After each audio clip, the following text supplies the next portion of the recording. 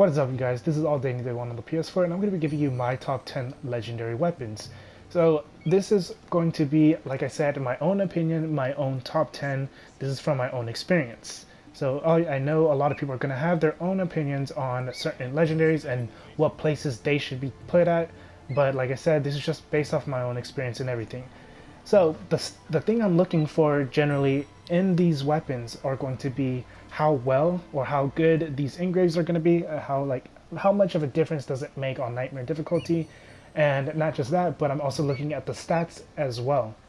So let's go ahead and take a look at all weapons. As well, also I want you guys to keep in mind there are also 41 legendary weapons. So that doesn't make, even though the first one, which is going to be number 10, it's not going to make it the worst weapon. It's just, that's just where I put it. It's still going to be considered one of the best weapons out of the 41 legendaries. So let's go ahead and take a look at the number 10. So number 10 is going to be Ptosis Bow. So Ptosis Bow is going to be found in a legendary chest located in a fort called Mount Ithome Fort, and that's going to be located inside Messenia. So Ptosis Bow is pretty nice because obviously it gives you the hunter damage, which is going to be useful for hunters. And then you also do get 15% adrenaline per hit, which is nice when you want to be able to use your abilities and whatnot. We're not going to look at the engrave ability, the very last one, the fourth one, because that one's the one you can just slap onto whatever. But what's nice about Ptosis Bow is you do have a 50% chance to not consume special arrows. So that's only going to benefit, obviously, your bows and whatnot, but it's not a bad engrave, especially if you're the type of player who enjoys using the special arrows like the death arrows or explosives and whatnot. So if you do use those, then this bow is definitely going to help you out a lot.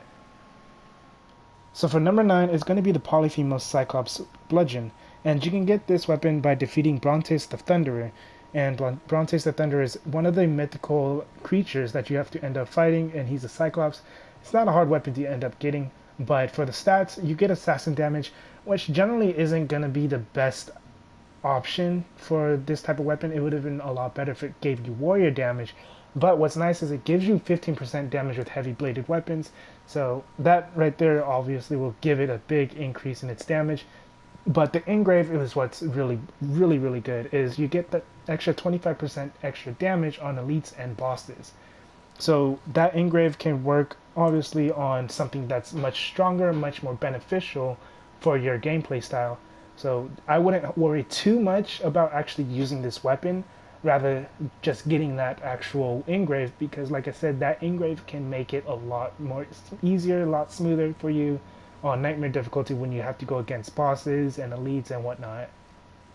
And now for number 8 is going to be Staff of Hermes Trismegistus. So with the Staff of Hermes Trismegistus, you can get this by completing the Atlantis storyline. And what's nice about this staff is I think this is the only weapon that actually gives you that 20% chance to ignore half damage, which I think is really useful when it comes to a tank build, or just something where you don't want to take a lot of damage. What's really nice is it also gives you warrior damage, which most people will generally go with a tank build using warrior abilities. Now what's really nice with the engrave is you have a low chance to gain a 30% health shield when you're hit. And honestly, it seems like it procs fairly often. It actually seems to proc a lot, to be honest, when I was testing it out. But I don't know. It's just I really like that perk because of a tank build. It really opens up a lot more ideas when you're trying to kind of come up with something where you can suck in a lot of damage. But it does suck that you're not going to be dishing out a lot of damage either, though, with this type of weapon. But regardless, I think it's a great weapon for those of you that do enjoy playing like a tank. And number 7 is going to be the Minotaurs Labyrinth. So the Minotaurs Labyrinth is going to be obtained by defeating the Minotaur, which is another mythical boss that you're going to end up having to fight in order to complete the Atlantis questline. And the Minotaurs Labyrinth, it gives you 15% warrior damage, 25% crit damage, so both of those stats are already really good, especially since it's really good for damage output. And then it's the engrave, the legendary engrave it gives you is also really good if you're looking for like mainly an adrenaline type of build. So what it does is it's going to reduce your adrenaline cost for your overpower abilities by 1 segment, which is actually a pretty big difference, if especially if you're not able to build up the your adrenaline as quick. It's nice to know that you don't have to, technically use up all of your adrenaline, or 3 adrenaline slots rather than 2. So that's pretty awesome in my opinion. And then for number 6 is going to be the Vine Bow. So for me, Vine Bow is probably the best bow in the game, due to the fact that it does still give you hunter damage, and then it also gives you another 15% damage with your bow from a distant target, which obviously you're going to be distance from your targets because you're using a ranged weapon. And then you also do get 25% hunter damage, but you do lose 15% of your armor. And honestly, it doesn't really matter if you lose your armor or not, because you're gonna, like I said, you're gonna be at range with your enemy, and then having that extra 25% hunter damage is gonna be super nice. Now, that engrave can also be applied to any bow, because obviously, as anyone that uses a bow, you want to have a lot of hunter damage, because hunter damage gives you an increase in your ranged attacks. So that's why, in my opinion, I would highly recommend getting the Vine Bow. And the way you can get the Vine Bow is you can purchase it with Helix, or you can go to Focus and purchase it with the Oraculum ores from the special vendor that sits over there. And now for number 5. Number 5 is going to be the Atlantean Blade. And the Atlantean Blade, you can get this from completing the side quest called Journey's End. So with Atlantean Blade, it's really nice because it does give you the hunter damage of 25% crit damage, which is going to be really useful for anyone that uses a hunter build. And then you also get 30% armor penetration as well. So you're basically, it's not like you're doing necessarily 30% more damage, but you're basically reducing your enemy's damage by, or armor by 30%. And then you can also apply poison as well. The venom blade, I think that's what it's called. The venom skill, where you reduce the enemy's health and their damage as well. Not their health, but their armor and their damage as well. So if you apply both poison as well as using the armor penetration, it's just going to make it so much easier to pretty much kill your enemies. So that engrave in general, in my opinion, is definitely hands down one of the best perks to have when it just comes to straight damage, being able to deal damage to your enemies. And now for number 4 is going to be the Greek Hello. And the Greek Hello can be obtained from the Helix store or from the Oraculum vendor down in the Focus, which is going to be used with this type of currency. Now, like I said before in other videos, the vendor that uses the Oraculum ore isn't going to guarantee you this specific legendary. It's going to be random, or you just have to wait for the reset, I think, which is every week. It's supposed to reset and give you different options for your legendaries. Now, with the Greek Hello, you get assassin damage, crit damage, and 15% all damage while losing 15% of your health. This weapon, in my opinion, is definitely one of the best daggers to use, or best weapons to use for an assassination type of build, because you already get the assassin damage and extra crit damage, which is definitely going to help you with assassinating your enemies. And then that extra 15% all damage is going to just add even more damage on top of that. And not only do you have to use it for assassination builds, but you can use that engrave to apply to any build. You can use it for the hunter, warrior, or assassin. The warrior build, because, I mean, yeah, you'll be losing 15% of your health, but it's not like you're capped at 25%, like how the Fox of Olympus or whatever other weapons out there that I don't think obviously there's no other weapons that reduce your health, but the Fox of Olympus or the Vine Bow where you lose armor, it's not necessarily like that.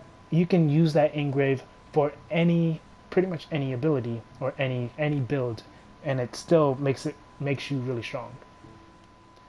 Now for number 3 is going to be Harpy of Perseus, and you can get the Harpy of Perseus from defeating Medusa, and Medusa is also going to be another mythical beast or mythical boss that is going to be part of your Atlantis questline. And getting this is going to give you the hunter damage and crit damage. Hunter damage, I mean, it's useful. Obviously, it's going to be only useful for a hunter build, or you can use it for like a hybrid build or assassin type build where you mix it up with assassin and hunter. But using it for like a warrior build isn't going to be generally the right the right thing to do unless you kind of mix it up with warrior and hunter or something. But the crit damage does help a lot. But the main thing is that 25% cooldown duration reduction for all of your abilities. So your assassin, your warrior, and your hunter, you can use that. You don't even have to use the weapon. Mainly the reason why you want this is because of that engrave. That engrave changes a lot for your builds. Having that, you can make your assassinations a lot quicker, more fluid. With the warrior damage, you can heal yourself more often, or you can keep using Ring of Chaos more often. You can keep taking enemy shields a lot faster, like every second. Obviously, you're gonna need more adrenaline, but you know you can get your adrenaline pretty quick if you're using specific stats or weapons or whatever. But this engrave, in my opinion, is definitely one of the best engraves to have in the game. Now for number 2 is going to be one of my most favorite weapons in the game that I'm always using, is going to be Dagger of Chronos. And the Dagger of Chronos, you get this from defeating Nyx the Shadow, which is the Eye of Cosmos leader for the cultists. So Dagger of Chronos is really good because one, it's good for warrior damage, and warrior damage increases your melee damage. Not necessarily like assassin, even though most people who play assassin are going to be looking for assassin damage. Having warrior damage isn't going to change much for your assassin damage. And then that 15% extra damage with daggers is also really good, because you're just adding even more damage. But the thing about that 15% damage with daggers is it doesn't affect your abilities. It only affects your hits with your light attacks and heavy attacks. And then the engrave you get is 40% extra damage when attacking from behind.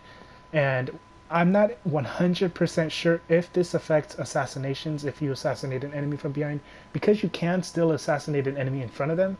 But I'm just going to assume it does. But if it doesn't, it doesn't matter, because you can still kill enemies really quick by using Hero Strike, the assassination ability Hero Strike, if you're behind them, or if you're using a bow and you use this ability and you're behind them, you can do a lot of damage when you're behind them, when you're sneaking up, or just a warrior build where if you get a perfect dodge, time slows down, you get behind your enemy and just start slashing them in the back, it'll still do a lot of damage.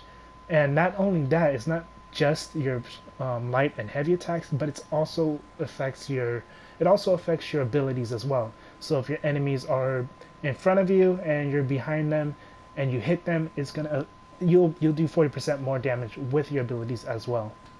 And the last one, which is the number 1 legendary weapon, is going to be Fox of Olympus. And I'm pretty sure most of you guys had guessed this one, because, well, the legendary engrave from this is hands down the best legendary engrave for assassin and hunter builds. Obviously, if you're a warrior, you're more than likely not going to go with this, because your health is going to be capped at 25%, meaning your total health will reduce.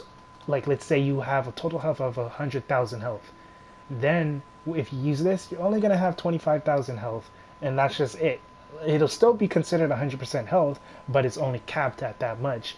So having that type of health is not going to be reliable on a warrior unless you got really good dodging and parrying and whatnot. But aside from that, it's a great ability to have, or great engrave to have. Sorry about that. It's a great engrave to have for assassin and hunter builds. And then not only that, but the Fox of Olympus is great for assassins as well, and you also get 20% adrenaline per crit. So if anything, if you wanted to, you could probably just go around. You could probably just go around the game in just straight up blue gear and a blue weapon and a blue bow, and then have Fox of Olympus as your main weapon, and just pretty much one-shot all your enemies while assassinating them. That's honestly how good this weapon is, and this perk. And then you can also get Fox of Olympus from a legendary chest at in the sea. It's going to be called Palace of Amphitrite, and that's going to be north of Thera and Anafi in the ocean. So just real quick, I'll just show you in the map, just in case you guys don't have that weapon already. It's going to be located right over here. So Thera and Anafi is right over here, and then this is where Palace of Amphitrite is going to be located at. So that's pretty much it with this video. If this helped you out at all, go ahead and leave a like, comment, subscribe. If you have whatever your favorite legendary weapons are or your top 10 list, let me know down in the comment section and just go ahead and tell me why. Or you don't have to, it doesn't really matter. But anyways, like I said, if this helped you out at all with getting like an idea of what you want to go for, then go ahead and leave a like, a comment, and subscribe. I will also probably, I'm not sure if I want to, but I might make like a top 10 worst legendary weapon perks or legendary weapon engraves. But who knows? Maybe I will, maybe I won't. I don't know. Anyways, this is all Day 1 on the PS4. Have a good day, good night, and peace.